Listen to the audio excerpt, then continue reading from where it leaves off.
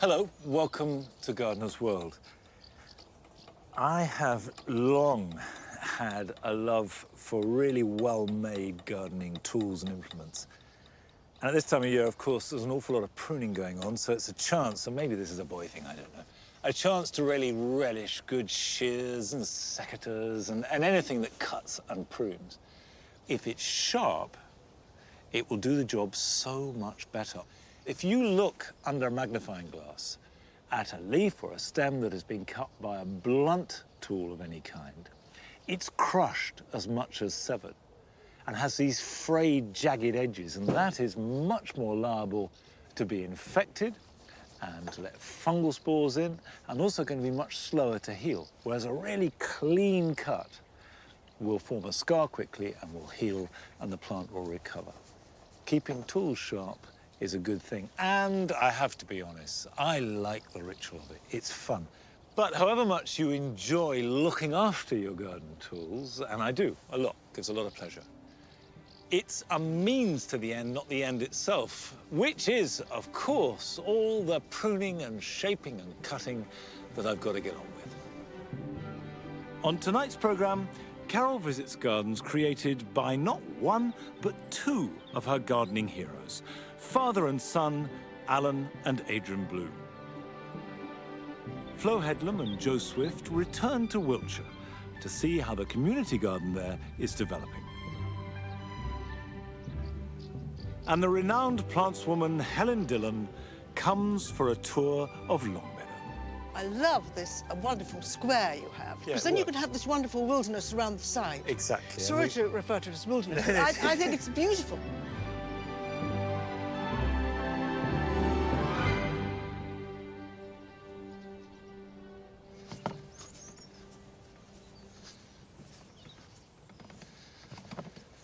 One of the rituals of the gardening year is pruning roses in spring.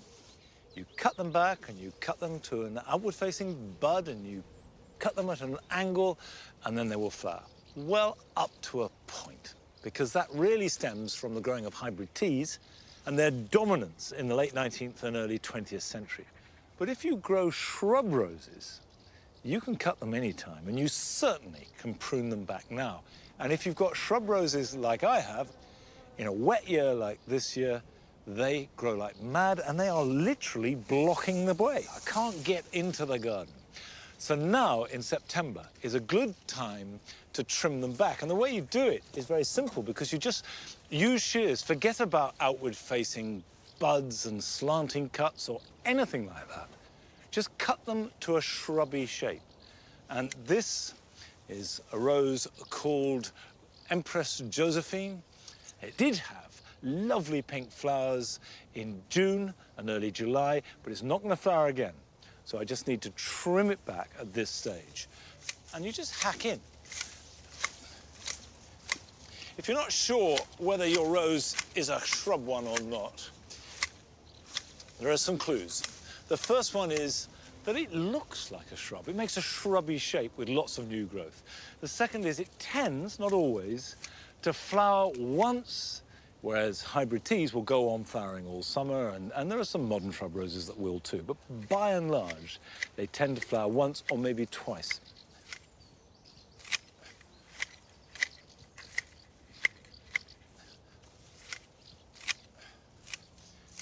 Roses are tough.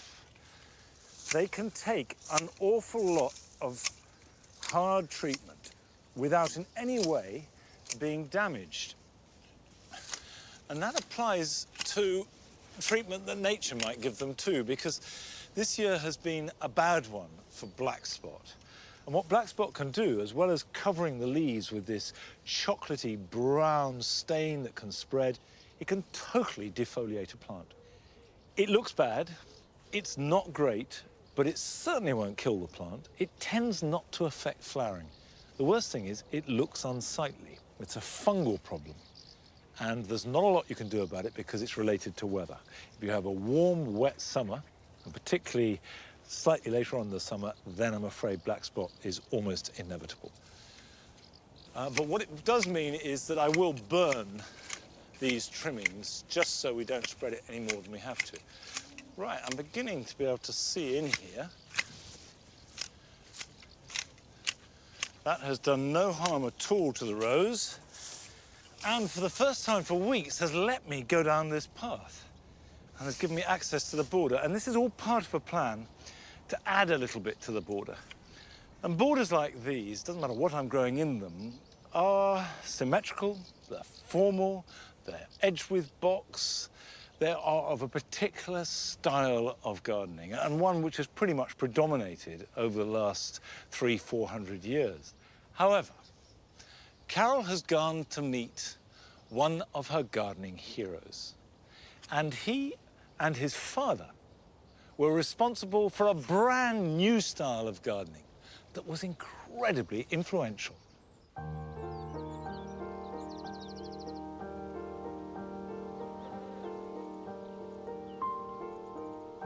The plants women and men and garden designers who've shaped the way we garden and in many cases changed the way we think about our gardens are few and far between. But today we've got two for the price of one. Two hugely influential gardeners, father and son, Alan and Adrian Bloom, created these beautiful gardens and many of the plants in them.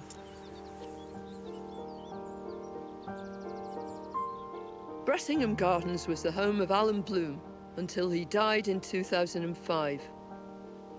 His son Adrian started his own garden, Foggy Bottom, just next door in 1967. And it's what they've done here that makes them titans of the gardening world. Together, they've introduced more than 170 different plants and developed a form of garden design which we might never have used without them. Gardening is in the Bloom family's blood. Alan's father always took a keen interest in plants. And when Alan was 20, he helped him start his first nursery in Cambridgeshire. In 1946, Alan bought Bressingham Hall and its 6 acres. This was where his new ideas began to take shape. Until the advent of Alan's groundbreaking ideas, herbaceous perennials have been used in a very staid and static kind of way. There were grand herbaceous borders at all the British stately homes. Tall plants at the back, short ones at the front. But Alan could see something marvellous about these plants and think of wonderful ways to use them and want to introduce all sorts of marvellous new plants. Things like this Helenium butterpat and Agapanthus Bressingham blue, Niphophia Percy's bride. But as well as sharing his excitement about these new wonderful plants, he also wanted to share an idea about how to grow them. He invented the island bed. Beds that you could walk around, instead of a static affair that you walked along and were never involved with. With these, not only were the plants happy because they had light, air, sunshine, but you could enjoy them. And they were designed for all seasons, right the way through from spring to late summer and autumn. And around every curve, there was a new surprise. It was a novel idea that gripped the British gardener. Perennial island beds became the new vogue, and they started popping up in gardens and parks all over the country, putting Alan and Bressingham Nursery firmly on the gardening map of Britain. Alan's son Adrian remembers his father's all-consuming passion for plants. I mean, he was very, very innovative, really, wasn't he? He was a true pioneer. Well, I think he was, and of course the islands in front of the beds were just the first ones he did. So, of course, he was then sort of determined to carry on and do all the rest of them, ending up with 48 islands and 4,500 different varieties of plants. So he was, you know, really determined and passionate about plants. I think that's what really comes across, isn't it? That sort of passion for plants and wanting to share that with people. Exactly. As a young man, Adrian travelled widely. Then one day he got the call from his father to come back and joined the family business. So you didn't just want to follow in your father's footsteps? No, he was pretty well known by then, and he was obviously, you know, expert in the perennials, and, you know, he's a fairly strong character, and I obviously had to sort of fight my corner and try and add something else to the business. Right, and put your own stamp on it. Yeah, yeah. Adrian developed a fascination for conifers and started to collect them avidly. Very soon, they were to make their way into gardens up and down the country. I mean, this bed it's a collection of conifers, really, isn't it? I've got various things in here that are waiting their turn to go in other parts of the garden. One or two are more established, like this pine here. That's beautiful. Yes, it is nice, isn't it? Well, it's a Pinus contorta Frisian gold, which came from northern Germany. And gradually, with many of these pines, I've sort of pruned away the lower branches, lifted up, so you've got almost a canopy, but then you can plant underneath, you can get views through and so on. It's really works very well. But I think the wonderful thing is not just extolling their virtues, but also the way in which you use them with other plants. You know, they have year-round interest and colour, and particularly important in the winter-time. I want to see a few of these examples.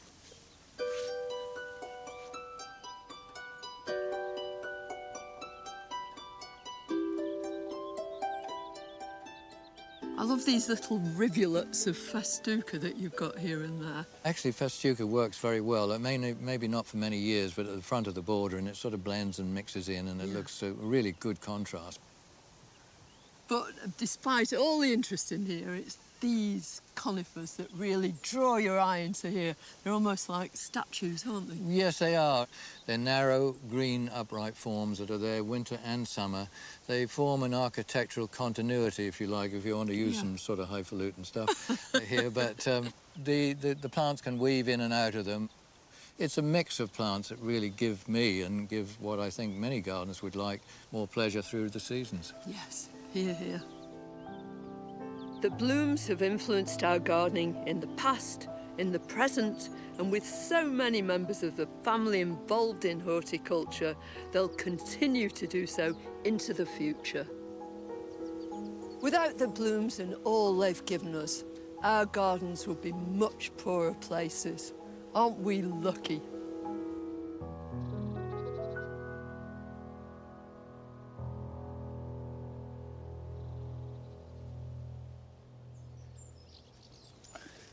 Well, my Irish yews here in the cottage garden are conifers. When I planted them about 22, 23 years ago, they were about 2 to 3 foot tall. They've grown hugely over the years.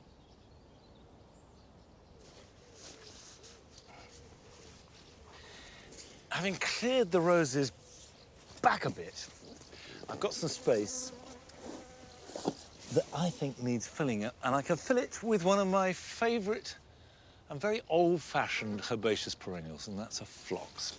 I've got a couple here that are going to add a shades of blue to these borders. This one is called Blue Paradise. Now, it's a small plant. You can see they're not large versions, but they will bulk out. And it's Phlox paniculata, and you'll find that Phlox paniculata has, I think, all the best varieties. And they're really reliable. They're plants that, as long as they get enough moisture, will not let you down. And that's really the key to phlox. If you've got very sandy soil, you do need to add lots of compost. But if you've got clay like I have, they're at home. They're really very happy. So I'm going to plant a little group of 3 in the front here, and then I've got a larger phlox, and this one is called Prospero, and you can see it's got quite a delicate lavender colour. And remember, here in the cottage garden, nothing is disallowed, but there is a tendency, an inclination towards the pastel colours. Now, remember, these beds were vegetable beds for nearly 20 years. Masses of compost added. They are rich, they hold the moisture, and perfect for phlox.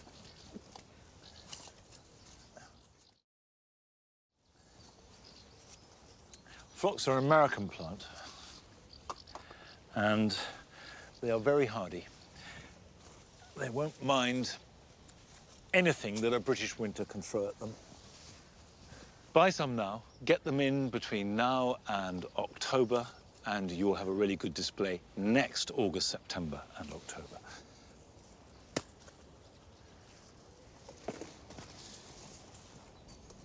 Now remember, with phlox, the key thing is that they don't dry out. That doesn't mean to say that they like boggy conditions, but it does mean that they like a regular supply of water. Phlox are never going to be the main stars in a border. There is a kind of very attractive modesty about them. But they are really good, reliable plants. They're not ephemeral, they don't get bashed, they hardly need staking or supporting, and they give colour at a time of year when all around them colour is falling away. So I certainly shall be looking to add more to this garden, and I treasure the ones that I have. But they're not really likely to attract the kind of fanaticism that for some reason some plants seem to do. And Francis has been meeting people who are drawn to the point of obsession to one particular plant. And for this week's visit, she's headed up to Scotland. Most of us love gardening, and we all have our favourite plants. It might be perennials, or trees, or evergreens, but for some of us, it might even be a humble vegetable. John Marshall is a Scottish gardener who has built his career on a plant that most of us eat almost every day.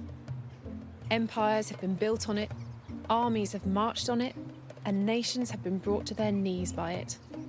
It is, of course, the humble spud.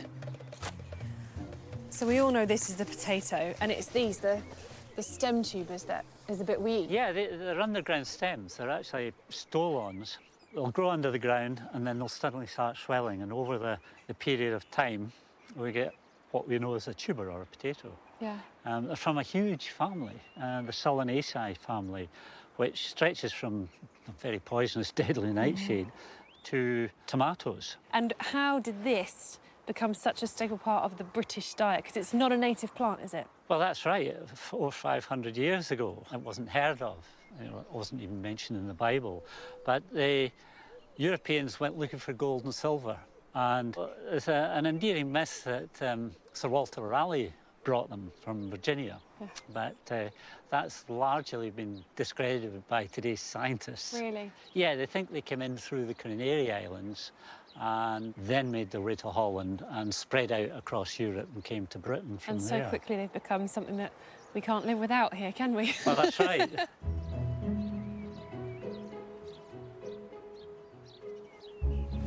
So these are your favourites? Yes, these are the early potatoes, Sharps Express. They're an old variety bred in Lincoln and actually is a favourite in the Western Isles, widely up in the Outer Hebrides. You grow them on the Macar and you get salt spray from the Atlantic rollers and seaweed, and that's what I think of when I'm eating them. What a romantic image for a potato. If the growing conditions are right, you could actually get a crop within 60 days. Really? And how long would a main crop take? Oh, the main crop might take 180 days. Growing potatoes has taken you all over the world, hasn't it? Yeah, that's a fascinating thing. In some countries, you wouldn't expect there to be potatoes, like Saudi Arabia, which is a huge desert. And they grow there? Yes. The temperatures are really high, 45 degrees, and no rainfall. They're using the pivot irrigation, bringing the water up, and the pivot takes about a day to go around. And if the pivot broke down, it'd probably kill the crop because of the high temperatures. Yeah. And I suppose they're worth the effort because they're such an important crop. Yeah, the potato is probably the fourth most important crop in the whole world. It's, wow. You know, after we've got wheat, rice, maize, and then potatoes. Yeah. So what would be the ideal conditions to grow potatoes? You want to take a look at your garden and think about a rotation and planting your potatoes in sequence after other crops. So you'd never plant 2 potatoes year on year because of diseases and stuff? The next most important decision to make is to go to your garden centre and buy classified seed that's past the government health standards. And then earthing up is very important because you want to prevent greening. We've got this potato here, you can see it is green. Now, if it's poking above the drill, it'll go green. It's an underground stem. Right. My understanding is root vegetables need high phosphates, leaves nitrogen. This is a stem, technically. So this is nitrogen or phosphates? Yeah, you're quite correct. It's phosphate, high phosphate. So, Okay. So though yeah, technically it's a stem, it behaves just like a root. Yes. Nice to know.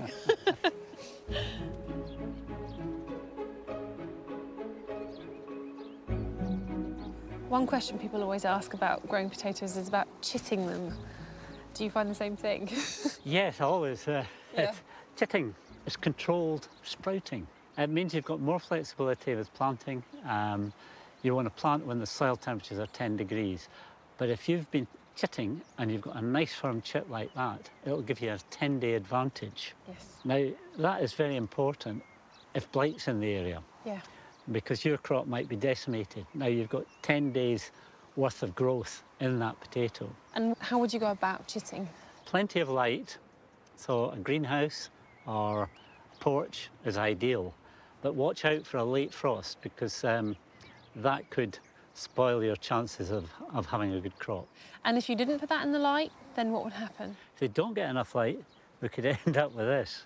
And all too often, people take the potatoes home and put them in a dark place. Yeah. And as you can see, the tuber's completely shriveled. Well, see, I've often had things like this in the cupboards. You know, if you don't eat your potatoes quickly enough, could you plant something like that if you bought it from the supermarket? Not a good idea. Okay, why Because not? you don't know where that potato's been grown, you don't know what the disease content is, it's not classified seed.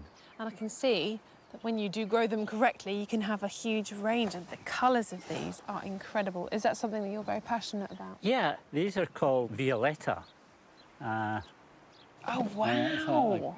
a very vibrant purple colour. So that's almost And again, quite unnatural looking, isn't it? So would this taste different from a white potato? Every potato tastes slightly different, but they don't taste purple or they don't taste red. I'd love to try one. Would that be all right? Yes, you're certainly welcome. Fantastic.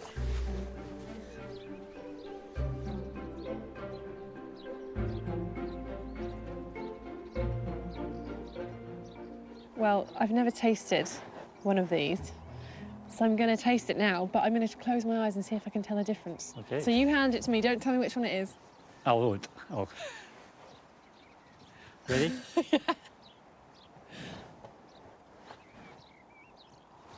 That tastes really nice. Okay, next one. Okay, here we go. Okay.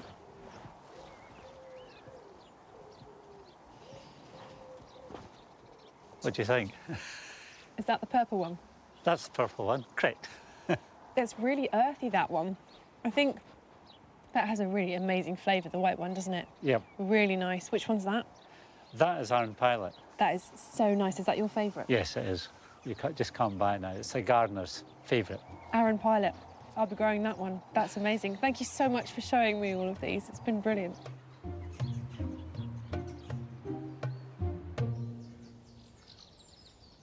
Come on, Nige. Here. Good girl.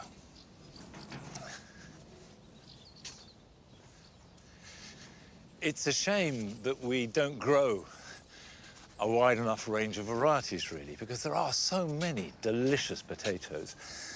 And I think one of the secrets of happiness as a gardener is to find your favourite potato variety and then grow it every year with relish. I guess mine is Charlotte, which is such a good all-round potato. I have not got any Charlotte left in the ground, but I have got a few first earlies called Orla in this bed. Now, as a rule with first earlies, you dig them as you go. But I want to harvest these as one lot now because it's important that I use the bed at this time of year so something can get growing and established before winter. So I need the space, basically. By the way, this dieback is not due to blight. This is just the tops naturally dying down. This is an early potato. So these were ready at least a month, if not 6 weeks ago. Now, the secret of digging potatoes, as anybody who's ever grown them knows, is to try and not spear them as you go. So go away, and these are planted, and as up we come. There we go, gently, gently.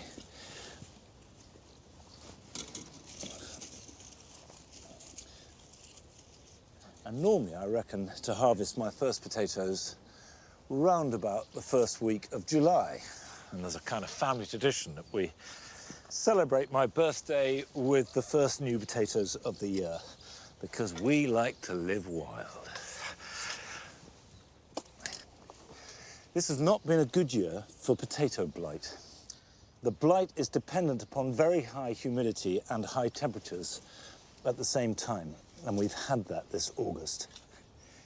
If you've got it, you'll know it, because the first indications are a kind of brown stain, usually in amongst the foliage. Very quickly, that becomes grey and black, and the leaves rot and collapse in on themselves, and the stain spreads until all of them are affected. And that will happen in a day, 2 days. It's not, though, a total disaster for your spuds. The thing to do is to remove all that blighted foliage, burn it, and if you can't burn it, bag it up to be taken away, and then leave the potatoes in the ground. Ideally for 3 weeks, and that gives a chance for the spores to die off on the surface.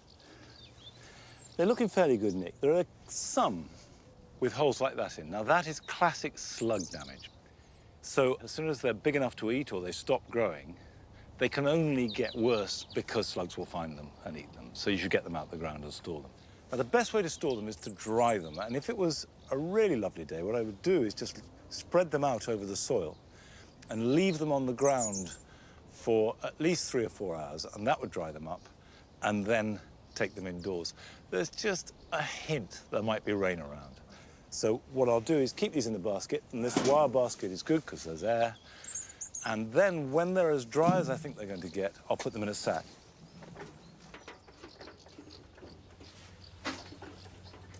Potatoes should be stored somewhere cool and dark but frost-free, and a shed or cellar is ideal.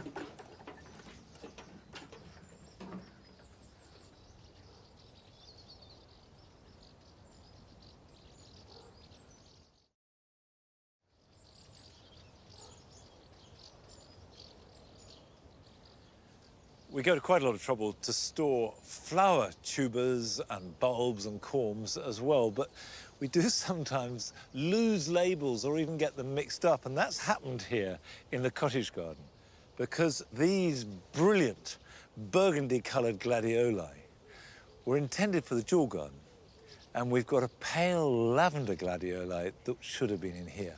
The labels got lost, and these corms that looked identical went into the wrong part of the garden. So I must make sure that I label them this time, so when they get dug up in a month or so, they can be stored and get in the right place next year. However, this delphinium, which is not the normal delphinium colour, it's got this lovely lavender mauve, is absolutely in the right place. And it's a good example how that when delphiniums of all colours have finished flowering in June or early July, if you cut them back hard, as soon as the last bloom is over, they will regrow, and as often as not, flower just as well the second time round, well into September. Now, coming up on tonight's programme, the celebrated plantswoman Helen joins me here at Longmeadow. I think that's the story of what gardening is. The more you develop it, the more you have to control what you've done. And Adam Frost shares some design ideas for creating an exotic garden. But first, Flo and Joe go back to Potton in Wiltshire to make their final visit to the community garden that has been developing there over the summer and to see how it's progressing. Potton's a wonderful rural village with one thing missing. Somewhere for neighbours just to meet up and hang out in the fresh air.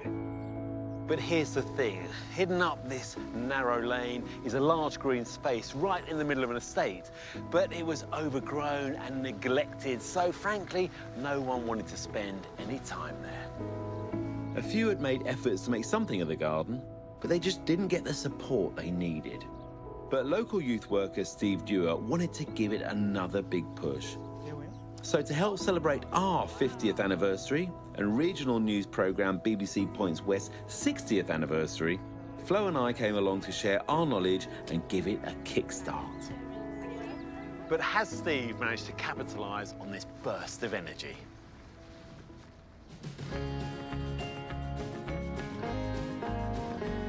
Wow. This is really exciting. Oh my gosh, it's changed so much. We've put more plants in. We've raised some of this space here. This is the mound, isn't It's it? mound. You've mounded all, because all the excavations, I So I've guess. got a snake coming around the curve. The Potton snake. Yeah. and then we'll move into the centre. They've been filling the raised beds with winter veg and started planting an area for quiet contemplation. And the beds that were filled with wildlife-attracting flowers last time we visited have been extended with plants donated by neighbours. And then you just come in, and then you're really in the heart of the garden and able to see the different areas. Yeah, they're just really taking shape. So, when I was here last time, we were talking about the decking. So we've got the decking in now, and this little rockery and stream. So a dry stream. So we've got a slate stream just running through under the decking, and then we're going to build up the plants around that. So actually you can walk in amongst the growth and pulling in some more rocks there, and then slate No, path. that wasn't on the drawing now. No, but we adapted you it. started interpreting the whole thing. But I love it. I feel like a proud teacher. And despite the ongoing downpour, volunteers have dropped in to plant up the snake mound with more wildflowers and sow native seeds to create a meadow effect. And now they have the central hub. They just need one important thing, some more seating. Meet Peter and Monty. Their award-winning design at Gardeners World Live showed off their talents for turning recycled materials into furniture. I thought they could inspire this community to do the same. So why do you think upcycling is good for community gardens in particular? Well, I think it's about that bringing everyone together. I think lots of people can bring different materials that they maybe have lying around the house that they hadn't thought of could be used in a garden before, and they can bring them down and everyone can join in. And when you have a diverse community and lots of different people with different skill sets, you may not know how to do the whole bench, but you may know how to do a bit, and then someone else can come and show you how to do another bit, and everyone gets that bit more knowledge. What are you making today then? You've got one pretty much ready to go, it looks. Yeah, so this one's just as an example. It's already done, Blue Peter moment kind of thing. So this is just using scaffold boards. We went to the local scaffold company for them. These were free, but sometimes, you might have to pay a few pounds for them. And it's basically 4 scaffold boards. Once it's sanded down, it's perfect for sort of a bench. As Steve helps finish off a bench made out of old boards, Flo's catching up with local head teacher Mel and Mum Lorraine, who are already seeing the rewards of the garden. So, have you seen changes in the children that have been coming here? I mean, definitely. It's not a great day today, but there's more children up here. They're loving getting dirty. There's a real cross-generation of elderly, young, and we're all getting in there together. It feels more of like a hub, I think, now. Yeah. Jake has been over here every single day, 8 o'clock, with a spade at the gate, waiting to go. He absolutely loves it in here. Sweet. So it's good, and of course they'll bring their friends, won't they? So it's sort of a place for the children to meet, be with their friends, and get involved. For me, one of the best things is seeing how different groups are taking ownership of different parts of the garden, including Roz and Keith from the local gardening club, who have been designing some planting schemes. The idea being when the leaves are dying down, the green is coming up, and then someone can just come with some shears later in the year and cut it all down, and we'll get a second flush, rather than have things that have got to be dealt with separately. What are you hoping this community garden brings to the local area? I think it will strengthen the community, because I think there's nothing quite like, knowing people and getting to know people in the village, whereas, if this wasn't here, I think it would be harder. Mid-afternoon and the upcycled seating is being positioned. Don't they look great? Perfect time for a well-deserved cup of tea and cake. And a few words from Steve to celebrate the end of the first phase. For me personally, thank you so much. It's been amazing and very humbling. My heart and my vision and my hope is that this place is used by anyone and everyone in the community and the surrounding areas as well.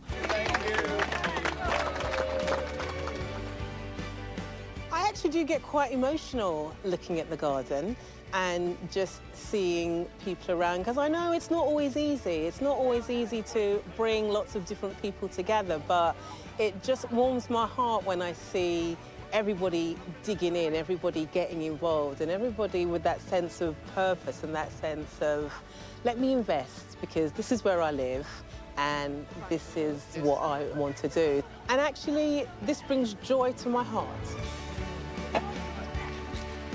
It's not exactly as I imagined it at all. It's better.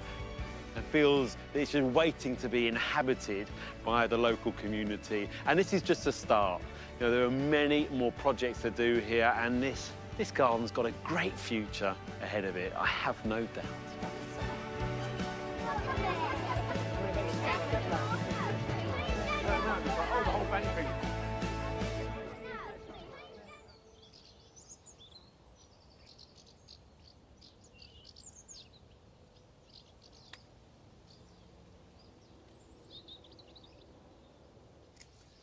The great thing about any community garden is that it invents itself. There's no prototype, there's no right way, there's no wrong way. There's what any particular community wants to work for itself and what can be sustained, and really good luck to them. I hope that that goes on to work and give pleasure for years to come. Now, these sweet peas were grown very specifically for my son's wedding, which was the end of July. And the idea being is they would reach maximum sweet pea at that point. But that doesn't mean to say that they can't go on flowering. And here we are in September. There's still plenty of blooms. And, you know, I see no reason why we shouldn't let them flower for a few weeks longer. You will notice the stems are very much shorter, and they will go on getting shorter, and they are much quicker to form pea pods. And once they form seeds, that severely restricts flower production. So keep picking. That's the key. Pick any you have and keep them well watered. Now, it's strange to think of this quintessentially English flower, that in the 1670s, 1680s, this was an exotic, introduced as a wonderful and strange plant from Sicily. But I guess most plants, when they're introduced, seem unusual, and most get absorbed into our gardens. However, some retain that sense of the strange and the exotic and spread that magic whichever garden they are planted in. And Adam Frost has been to see one garden filled with that kind of magic. This unassuming garden entrance gives little clue to what lies beyond. Behind the door is a tropical paradise filled with lush, exotic plants that bombard the senses. Wow, I'm hit by this wall of planting, this real height, which gives me this sort of room-like feel. And then the path starts to draw me up the garden. Then the planting sort of comes together and creates this, I suppose, a sense of tension. And there's a focal point that I can see, which is a cauldron. And I'm out into another area and everything's got room to breathe again, and there's sound of water. So I slow down and there's a beautiful little pool that's tucked away. That runs across the garden and disappears, and I'm not sure where that goes. The two lawns are bridged by just a simple piece of stone, and you keep moving on. And a lot of gardens, you more or less know where to go, and here, I've now got choice. You know, do I go one way or do I go the other?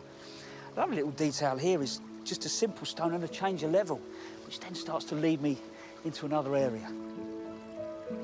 There's a beautiful sort of seat that I suppose just says, sit down and enjoy, and you realise where that stream that was going across the garden drops into this sort of beautiful pool. And you remember that water's a fantastic reflective surface, and I can sit here and enjoy the big shaped bold leaves just reflecting, with the dahlias even being picked up in there. It's the work of owner Steve Moody, and you would not believe that it's the first serious garden he has ever created. Steve, this really is a beautiful garden, but how long ago did you actually start? I took it on him 2009 we moved in, and there was literally nothing here. It was just mainly just grass. So I started by clearing it down completely and starting from scratch. I mean, for me, it actually feels like we could be in the tropics, but give me an idea where that first piece of inspiration came from. Well, that was probably from Christopher Lloyd's garden in Great Dixter. And from there, when I could see what you could grow and the heights of things, yeah, that's where it all stems from, really.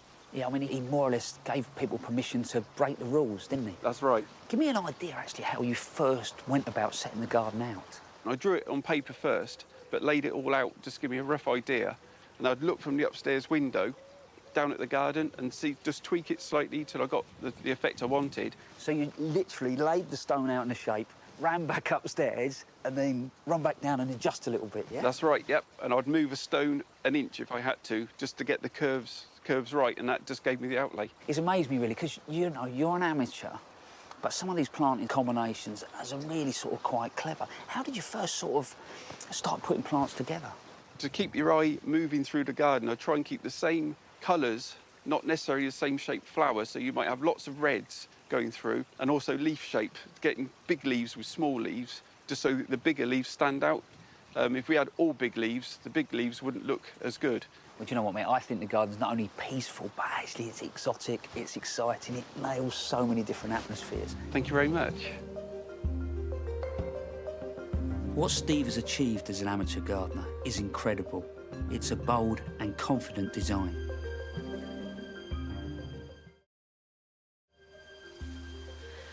You know, when it comes to planting, I think it's a subject that people find probably quite scary at times and even complicated. And you look at this garden, you just think, wow, I could not do that. When you really think about it, all it is a series of layers. And I normally say to people, think about it as an English woodland. I know that sounds a little bit bizarre, stood, you know, in the tropics. But if you think about an English woodland and the layers, you've got that first upper story, you know, your big trees. That's the first level. After that, the saplings push up. That maybe could be the mid and the small trees in your garden. And then after that, you know, you've got your bracken going through, and for me, that's my herbaceous layer. Then you look at the snowdrops, the bluebells, that's your bulbs and your culms. That's exactly what Steve has actually done here, apart from he's used tropical-based plants. You know, he's used his palms and even catalpa at the end there, and they work their way all the way through the space, and they provide that upper level. After that, the next layer, he's used bananas, he's used phormiums, and they start to work shrubs, and they bounce through as well. And then we've got things like dahlias and crocosmia and the herbaceous plants that give those little pockets of colour and work really well. And then you come down to the real detail, and here Steve's used sort of little begonias and nasturtiums and even things like house leek, and they're the things that just sort of catch your eye as you look closely. So I suppose really in design, and especially planting design, is not that complicated, really. Ultimately, it's about building up those layers, and you can do that over quite a long period of time, you know, put that structure through and then slowly build your garden up, and that's how you end up with those sort of spaces that have got real atmosphere. It may seem a little daunting to try and emulate this at home, but whether large or small, you really can take inspiration from this garden to create your own paradise. Do you know, another thing I like is Steve's use of focal points. He's used sort of small water features and bird baths and even little sculptures that sort of pull you from space to space, and you get drawn, you know, into another area. And here at the end of the garden, he's used wonderfully just this structure, cheap and cheerful, just wooden posts, but it helps create a real sort of intimate space. I really can see why this is calm. It's peaceful. There's not a lot of colour in here. He's used green, he's used leaf shape, he's used texture.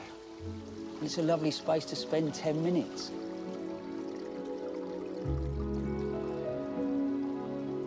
All in all, do you know what? I think he really has created just a little bit of paradise.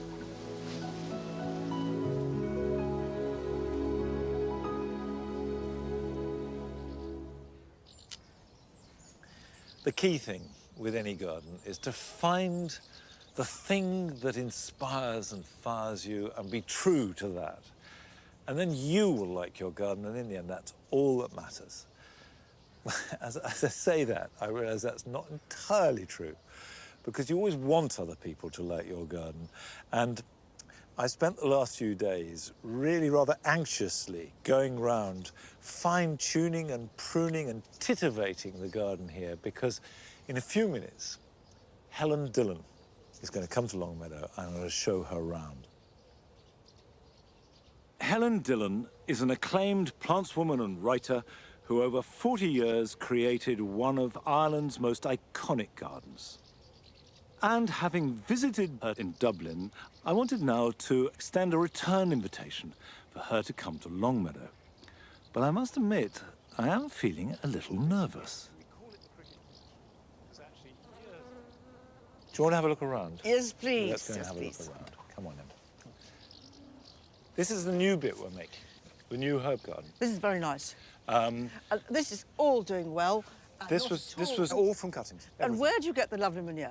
That is mushroom compost. It's just yum, yum. And the reason I use that is because the yews and the box, it's just to give it a bit of alkalinity. What is that very good rose, which is very difficult there? Is that one? It's dead easy. It's Souvenir de Dr. Jamais. No, I find it terribly difficult. Do you? Why? Because it didn't think the soil was good enough. It thought it was stale. Yeah. But it is just as Vita Sackville West described it. It's absolutely divine.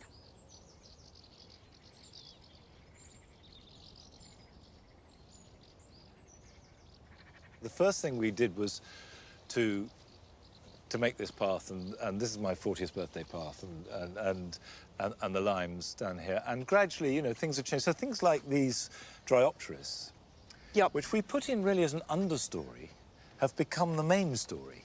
You know, the spring garden, of course, is empty now. I mean, it's sleeping. I know, but this is a cool green interim now, which is lovely. And then in here, we have what we call the cottage garden. Gosh, it's very big. And we call it this because it's become a mixed bag. We planted a lot of roses about 3 years ago. And you manage them without spraying? We never spray anything. For non-sprayed, I think they look very good. I'm very much of the school... The green department? I'm of the green department, and... Quite right, too. My philosophy is if a plant is healthy and the garden is healthy, it has a balanced ecosystem, things tend to sort themselves out. It's a long plot. So I love the length. I love the length, and I love the way this points out the length. So planting in here is based around the grasses, although it gets a bit wild. But, you know, things evolve. What is that? It's a tree dahlia. A tree dahlia, you lucky stinker. Never flowers. Oh, I love them. Even if they don't flower, I think they're smashing. They are smashing.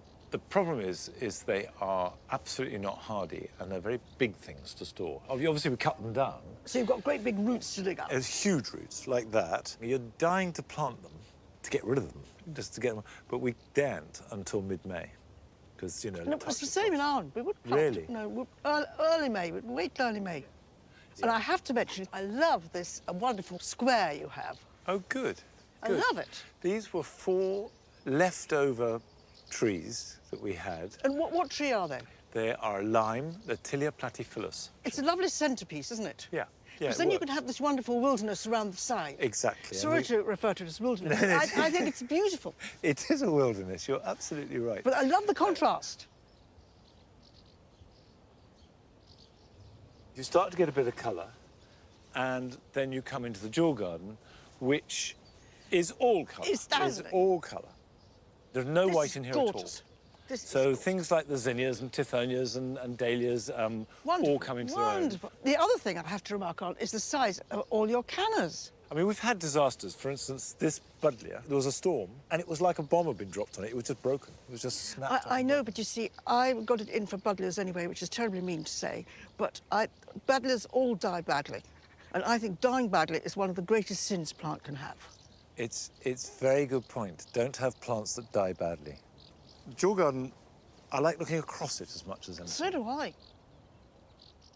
What we try and do, as I say, I like things like that crocosmia. That's very good. It's very clean. That's divine. Clematis purpurea. Absolutely heavenly.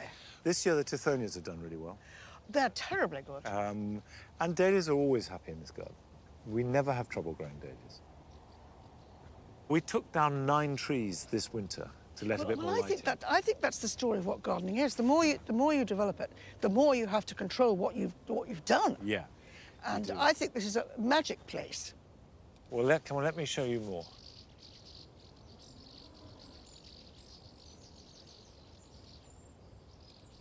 I want to ask your advice, because I get the impression in Dublin, Mecanopsis grows like a weed. I want to tell you, Meganopsis is a terrible struggle to grow in Dublin. A terrible struggle because it's too warm and too dry. You're cooler. But I'm slightly worried that we're getting slight sort of dieback. It looks as though they're rotting a bit, some of them. Did you get that as a plant or a seed? I grew them as seed. And they flowered beautifully for the last 2 years. Really well. But I want to keep them. I want to keep them going. But well, I think you're going to have to make a new area and move them on to a different area. They want their space and they want the light. They don't want hot sun. And that soil looks deliciously rich, just what they want. And it's not a hot garden. This whole area and this big bed was dug from grass 2.5 years ago. Can we be boring for a moment about from grass 2 years ago means it's that lovely virgin soil? You get better growth that first year or two than you'll ever get again. People don't believe that, but I think that is the main magic. And I can remember 2 wonderful gardeners came to my garden when I was about 15, and they looked at some gentians that were growing, and they nodded their heads, and they didn't bother to explain it to me. They just said, they said, virgin soil, virgin soil. And I think these chaps like virgin soil. I can't understand, Monty, how you managed to do all this. There's garden after garden after garden, each more exciting than the last. And I don't know how you do it. Well, I have help. Is that why you're rather slim? And we spend most of our lives out in the garden. Well, it jolly well shows. It jolly well shows. It's wonderful. It's just wonderful. It's lovely to walk around the garden with Helen, but doesn't mean to say there aren't jobs to do. So here are your jobs for the weekend.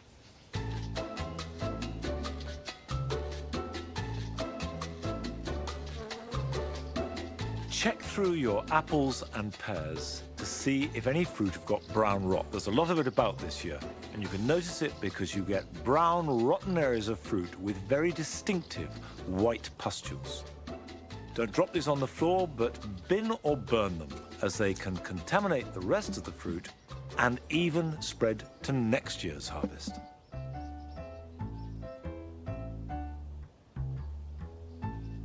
Unless you intend to collect the seed, remove the seed heads of Agapanthus by cutting them off right at the base. This will preserve the energy in the roots for next year's plants. And when you've finished, give them one final feed of the year using a high potash feed, such as liquid seaweed or a tomato feed. Once mint goes to flower, the leaves get coarser and become prone to mildew, and this is particularly true of apple mint. So remove most of the flowering stems, leaving a few for use in the kitchen, and this will let light and air in and encourage fresh regrowth as you go into autumn.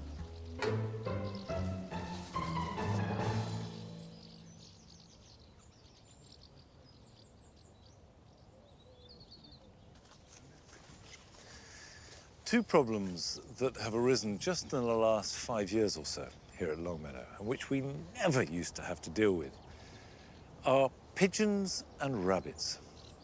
And the pigeons, of course, are particularly difficult with vegetables, but they also damage flowering plants too. Whereas the rabbits, they cause havoc. They eat all our crocus, they eat the amis, and they really nibble trees and shrubs. And you can see here, this fruit tree that I planted in spring has been chewed all the way up. And if they ring it, which is to say they eat right round the bark, that's it, it'll kill it. So I'm gonna have to resort to putting on tree guards. And I would recommend that if you're planting young trees anywhere near where rabbits might be, or if you know rabbits around, put a tree guard on, because that will save it. But to do it, I'm gonna have to cut off these lower branches. So if I cut that like that, you only need a tree guard on young trees, because that's what rabbits are attracted to. Unless the weather is really bad, in which case they may be driven to nibbling at older trees. This is a Long Meadow special. This is lemon verbena tea. Hen's teeth. That looks And very it's exciting. such a lovely colour that even if you don't like to drink it, you can enjoy looking at it. It's actually delicious, I think. It's very... I'm sure it's very good for you as well. Yeah, I guess so. But it shouldn't be like medicine. It should just be nice to drink. Monty, I cannot tell you what a wonderful time I've had. It's been lovely having you I here. feel completely spoilt, and it is such a treat. It's a thrilling garden. Every bit of it's exciting. Well, that's very nice of you. This little bit is probably less exciting. It's coming into It's being. only young, isn't it? It's very young. This is weeks practically old. This is going to be our little officinalis garden, based on monastic gardens originally. Plants, you know, they were the chemist store. They were the pharmacy. And so important. Officinalis sounds very grand, but as you know, it just means basic. You know, it just means... It just means very ordinary, the common one. Yeah, the common it does. one. The common basic. So, you know, Salvia officinalis is sage. And Rosmarinus officinalis is the basic rosemary. It's not, you know, it's nothing fancied under it at all. So it's all part of the herb theme, but this will come into being. And I'm delighted you've had a good time. It's been a great honour, and I have to say, quite scary. Oh, shut up! Shut up! I want to tell you, it's a great honour for me to be here. I'm absolutely thrilled with it. And I hope to see you again here soon. I'm afraid that's it for today, but I'll see you back here at Longmeadow next time. So until then, bye-bye.